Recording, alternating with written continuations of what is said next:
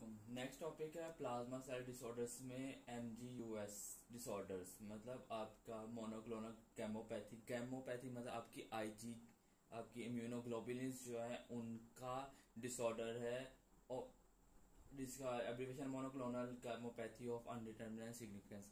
अब ये डिजीज सिर्फ इसमें ये याद रखना है कि जिस तरह आपका मल्टीपल माइलोमा है, सेम टू सेम ये वो ही डिजीज है, लेकिन इसकी फाइंडिंग डिफरेंट होगी और ये पेशेंट एसिम्टोमेटिक होगा। लाइक इन्वेस्टिगेशन में जैसे मल्टीपल माइलोमा में आपको IgG और IgA एंटीबॉडीज हाई अमाउंट में मिली थी, इस पेशेंट के अंदर भी आपको IgG IgA एंटीबॉडीज मिलेगी। जब आप बेस्ट इनिशियल टेस्ट करेंगे आपको IgG और IgA एंटीबॉडीज मिलेंगी, तो आप तो ये सोचोगे कि मल्टीपल माइलोमा है, लेकिन इसके अंदर जो बोन मैरो की बायोप्सी करनी है, मल्टीपल माइलोमा में आपने बोन मैरो बायोप्सी की थी, उसके अंदर आपको 10% से ज्यादा प्लाज्मा सेल्स मिले थे बोन मैरो की बायोप्सी में, लेकिन इस डिजीज के अंदर आपको प्लाज्मा सेल्स कम मिलेंगे।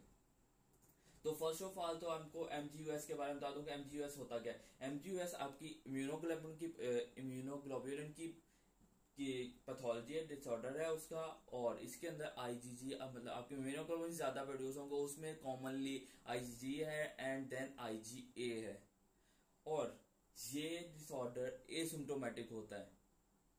पेशेंट की एज ओल्ड एज का होगा, पेशेंट की एज होगी 50 ईयर होगा पेशेंट, 50 साल की उम्र होगी, और कोई सिम्टम नहीं होगा, कोई दूसरी डिजीज डायग्नोज करते हुए, इन्वेस्टिगेशन करते हुए आपको ये डिजीज जो है डायग्नोज होगी, अदरवाइज एसिम्टोमेटिक होता है पेशेंट।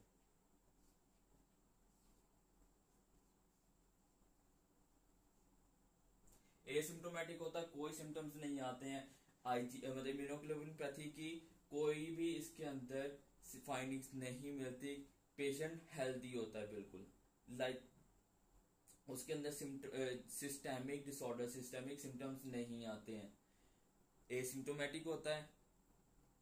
और MGUS जिस तरीके से मल्टीपल माइलोमा आपके बोन मैरो का मोस्ट कॉमन कैंसर था, MGUS आपकी बोन मैरो का डिसऑर्डर है, ये कैंसर नहीं है। इसके अंदर इम्यूनोग्लोबुलिन ज्यादा प्रोड्यूस होंगी, लेकिन ये कैंसर नहीं है, एसिम्टोमेटिक होगा। और ये मोस्ट कॉमन, जिस तरह वो मोस्ट कॉमन कैंसर है, ये मोस्ट कॉमन गैमोपैथी है। IG मतलब आपकी इम्यूनोग्लोबुलिन्स की ये गैमोपैथी है, ये मोस्ट कॉमन गैमोपैथी है मोनोक्लोनल,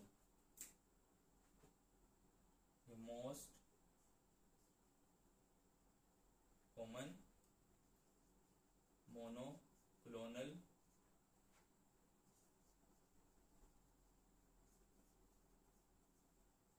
गैमोपैथी है। इसका सिर्फ ये याद रखना है, इसके अलावा याद रखना है कि इसके अंदर कोई भी सिस्टेमिक सिम्टम्स नहीं मिलते। अब सिस्टेमिक सिम्टम्स कौन से होते हैं आपके, वो याद रख लेना।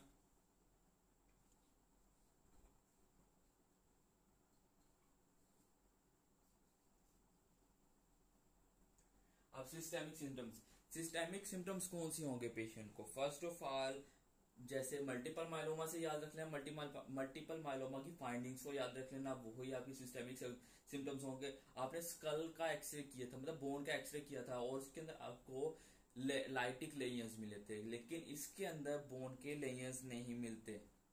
इसके अंदर मतलब इसके अंदर कोई सिस्टेमिक सिम्टम नहीं मिलेगा, नो सिस्टेमिक सिम्टम्स होंगे। तो इसके अंदर आपको सिस्टेमिक सिम्टम्स के अंदर इसके अंदर कोई भी सिस्टेमिक सिम्टम नहीं मिलेगा। मतलब फर्स्ट सिम्टम क्या होगा, बोन मैरो का आपने एक्सरे करवाया था, तो एक्सरे के अंदर आपको फाइंडिंग जो लाइटिक लेयर्स है वो नहीं मिलेगी, मतलब लेयर्स नहीं मिलेगी, नो लेयर्स, कोई लेयर्स नहीं मिलेंगी। दूसरा क्या होगा, दूसरा आपको रेनल फेलियर हुआ था मल्टीपल माइलोमा में, इसके अंदर रेनल फेलियर नहीं होगा, नो रेनल फेलियर, इसके अंदर रेनल फेलियर भी नहीं होगा। उसमें तो रेनल फेलियर हुआ था क्योंकि बेंस जोन्स प्रोटीन्स जो है वो आपके नेफ्रॉन में अटैच हो गई थी, और उसकी नेफ्रोपैथी की थी। तो अगर रेनल फेलियर नहीं हो रहा, तो रेनल फेलियर के मल्टीपल माइलोमा की कॉज थी जोन्स बेंस मोस्ट कॉमनली। तो इसके अंदर जोन्स बेंस है, बेंस जोन्स जो आपको वो नहीं मिलेंगी, बेंस जोन्स प्रोटीन्स वो एब्सेंट होंगे, रेनल फेलियर नहीं होगा, कोई लेजन्स नहीं होंगे, बैन जोन्स नहीं है तो रेनल फेलियर नहीं होगा, लेजन्स नहीं होंगे, आपको अनीमिया नहीं होगा।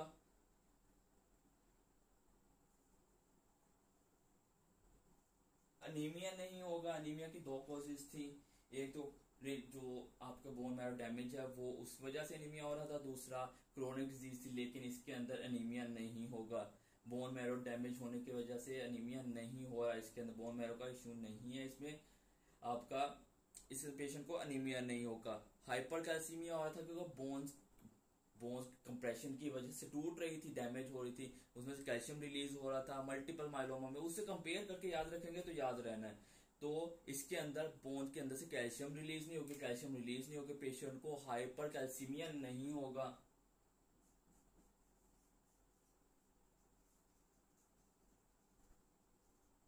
हाइपर कैल्सीमिया भी नहीं होगा। हाइपर कैल्सीमिया नहीं है तो हाइपर कैल्सीमिया के सिम्टम्स नहीं है। एनीमिया नहीं है तो एनीमिया के सिम्टम्स नहीं आएंगे। रेनल फेलियर नहीं है तो रेनल फेलियर के सिम्टम्स नहीं आएंगे। मतलब इस पेशेंट को सिम्टम्स नहीं आ रहे, एक्सरेज नॉर्मल दिखाई देंगे, कोई लेयर्स नहीं होंगे इसके अंदर, लाइटिक लेयर्स स्पेशली बोन जो स्कल है उसके लाइटिक लेयर्स नहीं मिलेंगे। तो ये आपके सिस्टेमिक सिम्टम्स है जो एमजीयूएस के अंदर नहीं मिलेंगे। मतलब पेशेंट टोटली एसिम्टोमेटिक होगा। कोई और डिजीज आप इन्वेस्टिगेट कर रहे हैं और आपको इन्वेस्टिगेशन में ये सिम्टम्स नहीं मिले हैं और आईजीजी और स्पेशली आईजीजी और आईजीजी एंड आईजीए, ये दो एंटीबॉडीज का लेवल, इन दोनों में से किसी एक का भी लेवल रेज मिला है, मोस्ट कॉमन आईजीजी है, देन सेकंड पे आईजीए है, इन दोनों में से किसी का लेवल रेज मिला है तो आप ये डायग्नोस कर सकते हो कि ये एमजीयूएस है। तो डायग्नोस को कंफर्म करने के लिए इन्वेस्टिगेशंस करेंगे। अब इन्वेस्टिगेशंस क्या करेंगे? इन्वेस्टिगेशन करवाते हुए फर्स्ट इनिशियल तो बेस्ट इनिशियल आपने आईजीजी आईजीए लेवल तो आपने चेक किया था इलेक्ट्रोफोरेसिस के अंदर, तो इलेक्ट्रोफोरेसिस करेंगे best initial test.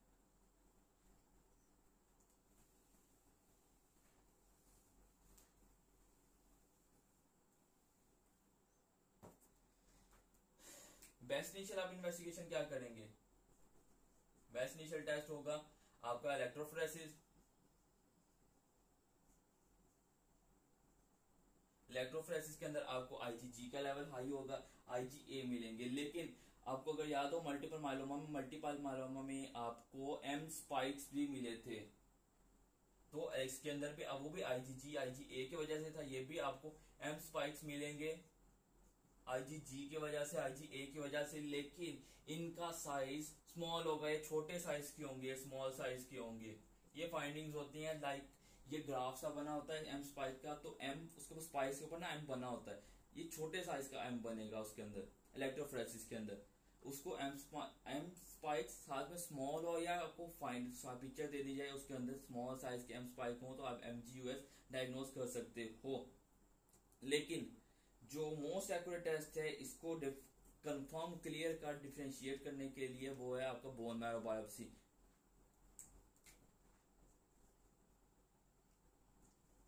Bone marrow biopsy, bone marrow biopsy के अंदर आपको लेस देन 10% प्लाज्मा सेल्स मिले थे। लेस देन प्लाज्मा 10% मिले, 10% से ज्यादा होते तो आपकी डायग्नोसिस क्लियर हो जानी थी कि ये मल्टीपल माइलोमा है। लेकिन अगर 10% से कम है तो ये एमजीयूएस हो सकता है। आपको आईजीजी और आईजीए का लेवल चेक करना है, एम स्पाइक चेक करने हैं, तो ये कंफर्म हो जाएगा कि ये एमजीयूएस है। वैसे तो अगर लेस देन 10% प्लाज्मा सेल्स मिले हैं और एम स्पाइक्स मिले, दो इन्वेस्टिगेशन इनफ है। और ये टोटल इन्वेस्टिगेशन भी आपकी यही थी बेस्ट इनिशियल, ये है कि आपने इलेक्ट्रोफोरेसिस के अंदर एम स्पाइक्स चेक करने हैं, स्मॉल साइज के हैं या लार्ज साइज के हैं। आपको डिफरेंशिएट करना है डीडीज के अंदर से कि आया कि ये एमजीयूएस है या फिर मल्टीपल माइलोमा है। तो अगर स्मॉल साइज के मिले तो एमजीयूएस है, लार्ज साइज के मिले हैं तो आपको मल्टीपल माइलोमा है। लेस देन 10% प्लाज्मा सेल्स मिले हैं तो एमजीयूएस है, मोर देन 10% प्लाज्मा सेल्स मिले थे तो ये मल्टीपल माइलोमा होगा। अब एक और ये है कि बहुत रिजेम्बलेंस है इसकी, almost near to multiple myeloma है। तो जैसे जैसे टाइम गुजरता जाएगा, by the passage of time, by the passage of year, percentage of जो रिस्क है, रिस्क का परसेंटेज बढ़ता जाएगा एमजीयूएस का मल्टीपल माइलोमा में कन्वर्जन का। तो मल्टीपल माइलो जो है एमजीयूएस जो है एमजीयूएस कन्वर्ट हो सकता है आपके मल्टीपल माइलोमा में।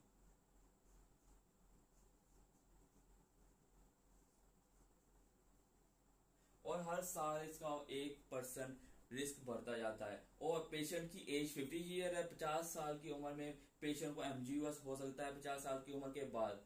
मैक्सिममली भी अगर 20 साल, तो हर साल 1% रिस्क बढ़ रहा है। 100 सालों में जाके पेशेंट को एमजीयूएस मल्टीपल माइलोमा में कन्वर्ट होगा। तो तब तक तो पेशेंट एसिम्टोमेटिक है, एसिम्टोमेटिक होगा तो उसका कोई ट्रीटमेंट करने की भी जरूरत नहीं है। सिम्टम्स आएंगे तो अकॉर्डिंग टू सिम्टम्स आप पेशेंट को ट्रीट कर देना।